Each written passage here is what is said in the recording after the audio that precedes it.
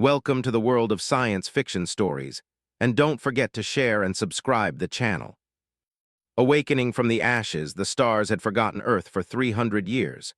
The blue planet hung silent in its orbit, a ghost of what it once was. The galactic powers that had condemned it to isolation spoke of it only in hushed tones, a cautionary tale of a species that reached too far, too fast. They called it justice. Earth had called it genocide. The facility deep beneath the Himalayan mountains remained untouched by the orbital bombardments that had scorched continents and boiled oceans. Its walls, constructed from materials unknown to the rest of the galaxy, had held inside, suspended in a cryogenic chamber filled with pale blue light. Commander Alar Voss waited, neither alive nor dead, simply paused, Earth's final guardian. The emergency protocols finally engaged when a proximity alert detected an unidentified vessel entering Earth's orbit. Power surged through dormant systems, and backup generators hummed to life. Medical nanites flooded Alara's body, repairing 3 centuries of cellular degradation. Her eyes opened slowly, burning from the sudden presence of light. Every breath felt like inhaling fire, every heartbeat a hammer against her ribs. The cryosleep recovery was never meant to be rushed. "Status report," she gasped, her voice cracking from centuries of tissue degradation. The facility's AI responded immediately, its voice calm and measured despite the circumstances. "Commander Voss, date is April 6, 2725. 302 years have passed since your cryogenic preservation. Earth Defense Protocol Omega has been activated." Alara struggled to sit up, her augmented muscles protesting after centuries of inactivity. Her right arm, mostly mechanical now after the Battle of Mars, calibrated itself with a series of clicks and whirs. "Show me," she commanded. The wall before her became transparent, revealing a holographic display of Earth's current state. What she saw made her stomach clench. The planet's surface was almost unrecognizable. Where there had once been sprawling cities, now only ruins remained, consumed by rampant vegetation. The atmosphere had partially healed, but radiation signatures still marked the impact zones where antimatter weapons had detonated. "Population status?" she asked, already dreading the answer. "Approximately 1.2 million humans remain on Earth's surface, Commander. Most exist in isolated communities with pre-industrial technology, and an estimated 50 million humans survive off-world in hidden colonies and nomadic fleets, undetected by the Galactic Council." Ara closed her eyes. 8 billion reduced to this, she murmured, allowing herself 3 seconds of grief. No more time would be spared for mourning later if she survived. And the ship that triggered my awakening, Galactic Council Reconnaissance Vessel Light Armament, crew of 12, they are conducting orbital scans, presumably confirming Earth's continued quarantine status. Ara swung her legs over the edge of the cryopod, testing her weight. "They still fear us, even after all this time." There was a grim satisfaction in that thought. The Galactic Council commemorated the Earth containment as their greatest peacekeeping achievement. Historical records indicate they believed humanity to be functionally extinct. A cold smile crossed Alar's face. Then they're in for a surprise. The recovery chamber provided her with a nutrient injection and a stimulant cocktail, designed to accelerate her return to full functionality. As her mind cleared, memories flooded back. The final days of the war, the betrayal by supposed allies, the desperate gambit that was Project Guardian. She wasn't just a commander. She was a weapon enhanced beyond standard human capabilities. Her bones were reinforced with carbon nanotubes, her muscles interwoven with synthetic fibers, her neural pathways optimized for combat decision-making. The augmentations had been experimental, painful, and irreversible, but they had made her the perfect last line of defense. The facility's armory provided her with a combat suit that molded itself to her body, sensitive to neural impulses and capable of limited self-repair. The weapons were simple but effective: a kinetic pulse rifle, gravity manipulation grenades, and a molecular blade that could cut through almost any known material. "Show me the Council vessel's scanning pattern," Alara requested as she checked her equipment. The holographic display shifted, showing the predictable grid search of the alien ship. "They are thorough, but not particularly cautious. Why would they be when scanning a dead world? They'll detect the power signature from this facility soon, the AI warned. Good, I want to be found. R's augmented eyes flickered with a predatory gleam. Activate all dormant defense satellites. Authorization, VOS, Omega Strike. Commander, those systems have been offline for centuries. Functionality is uncertain. Do it anyway. Throughout Earth's orbit, ancient weapons platforms stirred from their long slumber. Solar arrays unfolded like metal flowers seeking the sun. Targeting systems, recalibrated, mostly failed as their circuits had long degraded, but enough remained operational to execute basic commands. Aboard the Council vessel, alarms blared as power signatures suddenly appeared across Earth's orbit. The captain, a tall Navarian with iridescent scales, stared in disbelief at the readings. "Impossible," he hissed. "This planet is dead." His second-in-command approached cautiously. "Captain Z-Rex, we're receiving a transmission. It's coming from the surface in perfect galactic standard." The message was brief. "You are trespassing in Earth space. You have 30 seconds to withdraw." Captain Z-Rex's membrane-covered eyes blinked rapidly in agitation. "Open a channel. Whoever this is, they're clearly delusional." The communications officer complied, and Z-Rex spoke with the practiced diplomacy of his species. "This is Captain Drex of the Galactic Council vessel Seek Light. We are conducting a routine quarantine inspection, as mandated by Council Edict 7293. Identify yourself." The response came immediately. "I am Commander Ella Voss, Earth Defense Force. Your council has no authority here. This is your final warning." A stunned silence fell over the bridge. The name Voss was still remembered in certain council records as one of the human commanders who had inflicted devastating casualties during the final war. "That's not possible," Z-Rex whispered. "No human could have survived this long." His tactical officer suddenly shouted, "Energy spike! The orbital platform's air!" The rest of his warning was lost as a concentrated energy beam struck the Seek Light's engines. The ship lurched violently, emergency systems activating as atmosphere vented from multiple hull breaches. "Evasive maneuvers," Z-Rex commanded, but it was too late. A second beam severed the ship's command module from the main body. As Klaxon's whales and emergency bulkheads slammed into place, the captain made a desperate decision. "Send an emergency transmission to Council Command. Tell them Earth is active. The humans have returned." The message burst from the dying ship in a tight-beam quantum transmission, bypassing conventional communication channels. Seconds later, the Seek Light broke apart in a brilliant flash of light from the facility below. Ara watched the explosion with no satisfaction, only grim resolution. The element of surprise had been valuable but temporary. "Now the real work will begin. How many other Guardian facilities are still operational?" she asked. The AI displayed a global map with a handful of glowing points. 5 facilities report minimal functionality. 3 contain surviving personnel in cryostases. Ara felt a rush of unexpected hope. She wasn't alone, after all. "Wake them all of them across the planet." Deep beneath Earth's scarred surface, other cryopods hummed to life. In the Amazon basin, General Santiago opened his eyes. Beneath the Australian outback, Dr. Imani Wright gasped her first breath in centuries. And in the frozen wastelands of Antarctica, Admiral Chen's cryopod began its revival sequence. Meanwhile, Ilara accessed the facility's central database, searching for the contingency plans that had been prepared in those final desperate days. Project Phoenix, the complete archives of human knowledge and technology. Project Diaspora, the coordinates of every hidden human colony and fleet. And finally, Project Nemesis, Earth's ultimate deterrent against extinction. The Galactic Council had believed they were being merciful by merely quarantining Earth rather than destroying it completely. They never imagined they were giving humanity time to prepare its response. Commander, long-range sensors detect multiple Council vessels altering course toward the Sol system. Estimated arrival, 72 hours. R nodded unsurprised. "Then we have work to do." She dispatched automated drones to contact the scattered human settlements on Earth. Most would be suspicious, having reverted to simpler ways of life in the aftermath of the bombardment, but some would remember the old promises that one day Earth would rise again. Next, she activated the quantum entanglement communicator technology that the Council believed had been destroyed. One by one, signals reached out to the hidden human colonies and nomadic fleets, carrying a simple message in an old Earth code. Phoenix rises, the Guardian awakens, return home.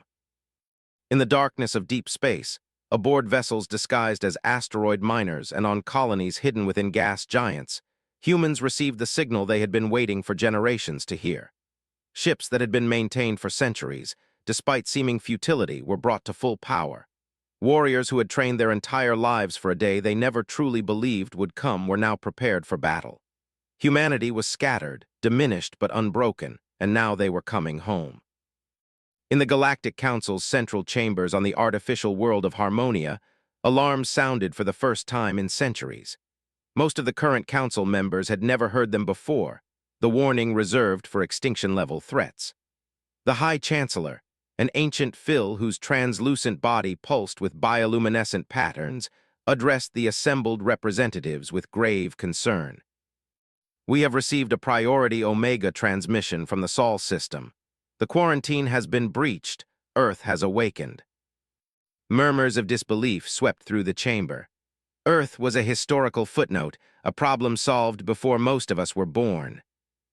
"Impossible," declared the Xanthian representative.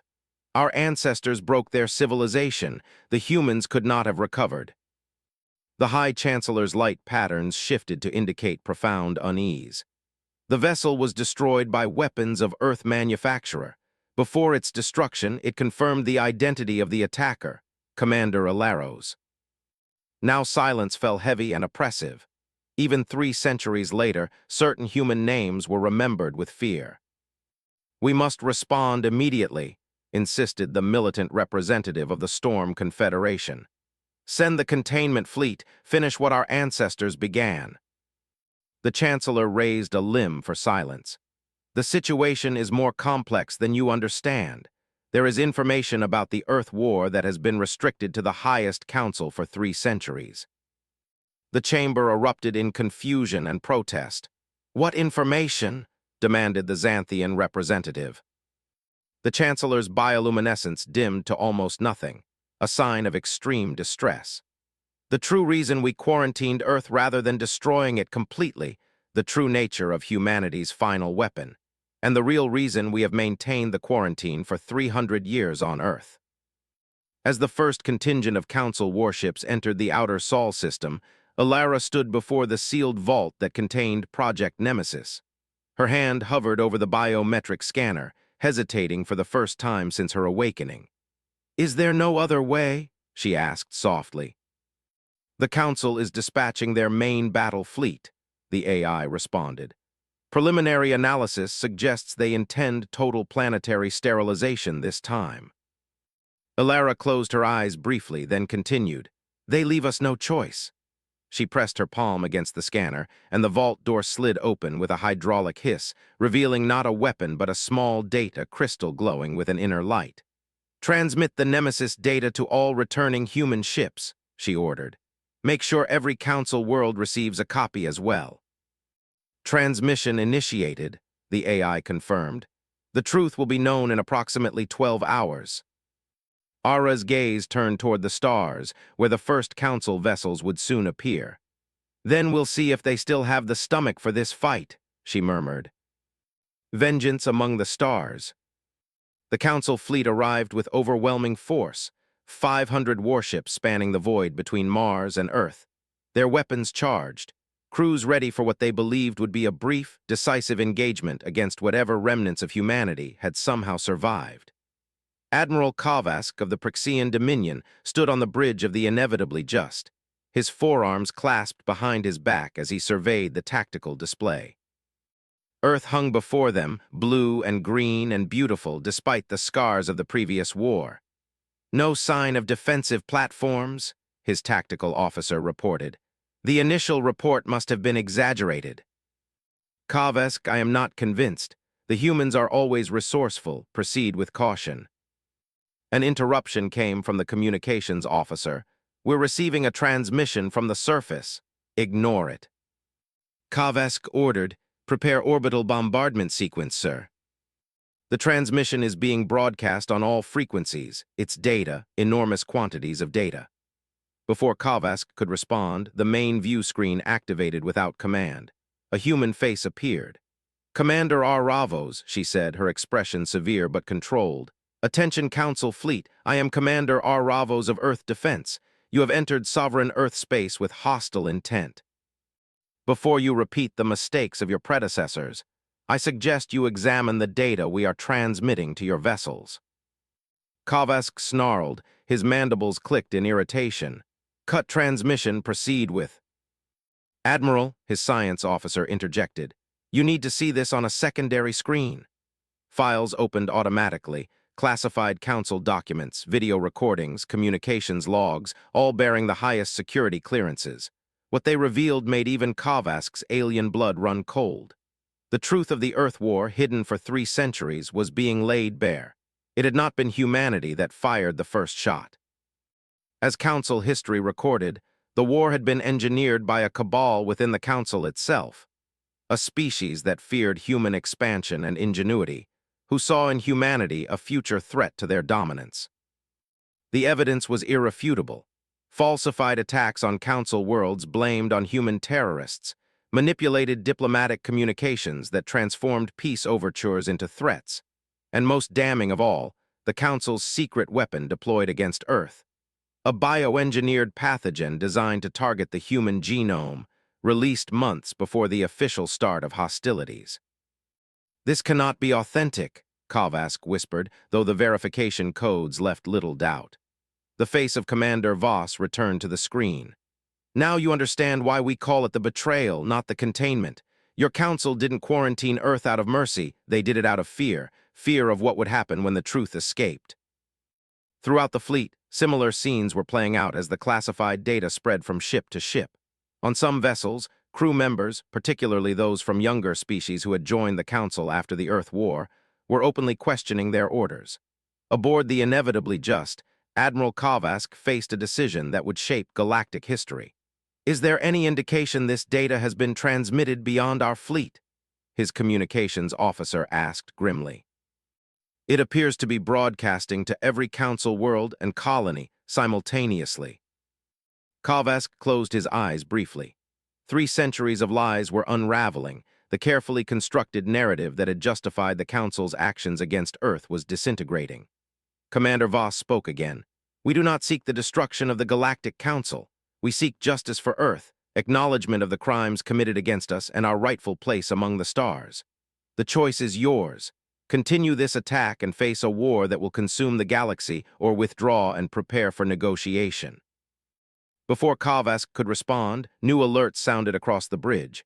From the darkness of space beyond Neptune, ships were emerging, hundreds, then thousands, human vessels that had hidden for centuries, preserving their technology, building their strength.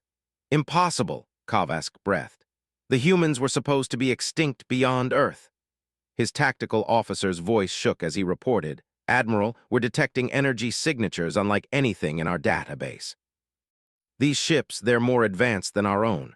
While the Council had stagnated, secure in their dominance, humanity had evolved in the shadows. The colony ships, the nomadic fleets, they have not merely survived, they have thrived, developing technologies born of desperate necessity and unbounded creativity." Across the Council fleet, uncertainty spread like a contagion. Some captains maintained discipline, prepared to follow orders regardless of the revelations. Others openly questioned the wisdom of engaging in a battle based on centuries of deception. The fragile unity of the Council forces began to fracture. On Earth, Alara watched the Council fleet with tense anticipation. Beside her stood the other awakened guardians, General Santiago, Dr. Wright, and Admiral Chen, each monitoring different aspects of the unfolding situation. "They're experiencing confusion in their command structure," Admiral Chen noted, his augmented vision picking up unusual movement patterns in the fleet formation. Dr. Wright studied the data streaming from their quantum computers. "The Nemesis information is causing significant social disruption on at least 17 Council worlds. Civilian populations are demanding answers from their governments." General Santiago's focus remained on defense. "Our returning ships are moving into position. If the Council flees, attacks, we're as ready as we'll ever be." Ara nodded, her enhanced mind calculating probabilities and weighing options, even as the Ark, humanity's final innovation before the fall of Earth, not a weapon of mass destruction as the Council had feared, but something far more revolutionary, powered up. The Ark was a synthetic dimension created to preserve human consciousness if physical extinction became inevitable. It had remained dormant for centuries, waiting for the Guardians to reawaken. "Let's hope it remains unnecessary," Ara said. In space, the standoff continued. Minutes stretched into hours as the Council fleet maintained position, neither advancing nor retreating. Behind them, the human ships formed a protective perimeter, their advanced energy signatures serving as both shield and threat. Finally, Admiral Kovask made his decision. A single communication burst from the inevitably just, directed not at Earth but at the Council's central world, a request for immediate diplomatic intervention. It was neither surrender nor attack, but an acknowledgement that the situation had fundamentally changed. 3 days later, the conclave convened in neutral space. Representatives from the Council met with the Guardians of Earth and leaders from the human diaspora. The negotiations were tense, accusations bitter, recriminations sharp. The Council's High Chancellor faced Alara across the diplomatic table, his bioluminescence pulsing in patterns that reflected deep discomfort. "Even if what you claim is true, it is not a claim," he interrupted. "It is fact, documented in your own classified archives." "Even so," the Chancellor continued, "it happened 3 centuries ago. None of us were alive then. Why resurrect ancient grievances?" Admiral Chen leaned forward, his voice steady but intense.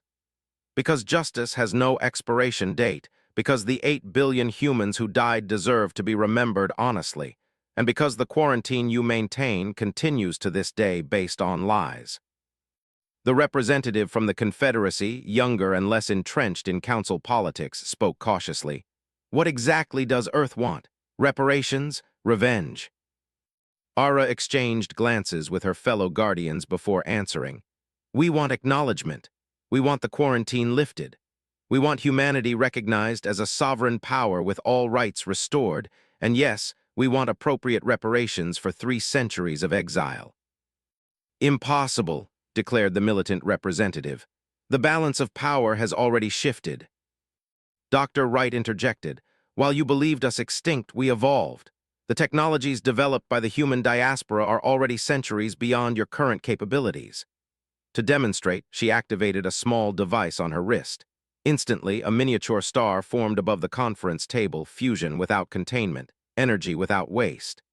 "This is merely one example," she continued, as the Council representatives stared in undisguised shock. "We could have returned with overwhelming force. Instead, we chose truth as our weapon."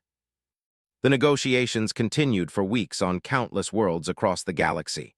Populations grappled with revelations that rewrote their understanding of history.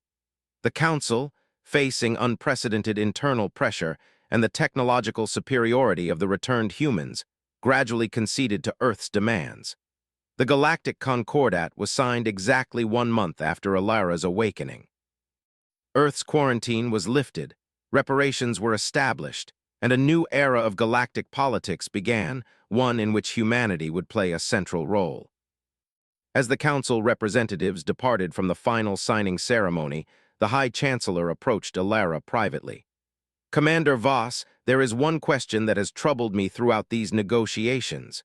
You could have unleashed this truth at any time in the past 3 centuries. Why now?" Ara's augmented eyes studied the Chancellor carefully. "The Earth War nearly destroyed us. We needed time to recover to ensure that when we returned, it would be from a position of strength, not vulnerability." "And the Ark?" the Chancellor asked hesitantly. "The quantum dimensional technology our scientists say could revolutionize existence itself." A slight smile crossed Ara's face.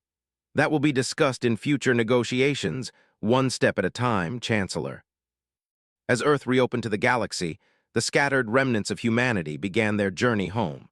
Ships that had hidden in the darkest corners of space emerged into the light. Colonies that had maintained their isolation for generations prepared for reunion with their ancestral world. Standing on a hillside overlooking the ruins of what had once been Paris, now reclaimed by forest, Alara watched the first shuttle land, returning humans setting foot on Earth for the first time in centuries. Among them were children born in space, who had never felt natural gravity or breathed unfiltered air. General Santiago joined her, his weathered face solemn. It won't be easy rebuilding, reintegrating with the galaxy, trusting again. No, Ilara agreed, but humans have always excelled at doing the impossible. In the sky above, stars were appearing as dusk fell, stars that were no longer distant and unreachable, but destinations once more. And among them the first new council ships arrived, not with weapons charged, but with diplomats, scientists, and traders eager to rediscover the species they had been taught to fear. Earth's long night was ending. The Guardian had fulfilled her purpose, and across the galaxy, darkness gave way to the dawn of a new age, one shaped by truth, justice, and the indomitable human spirit that had survived against all odds. The lost had been found, the forgotten remembered, and the stars themselves would never be the same.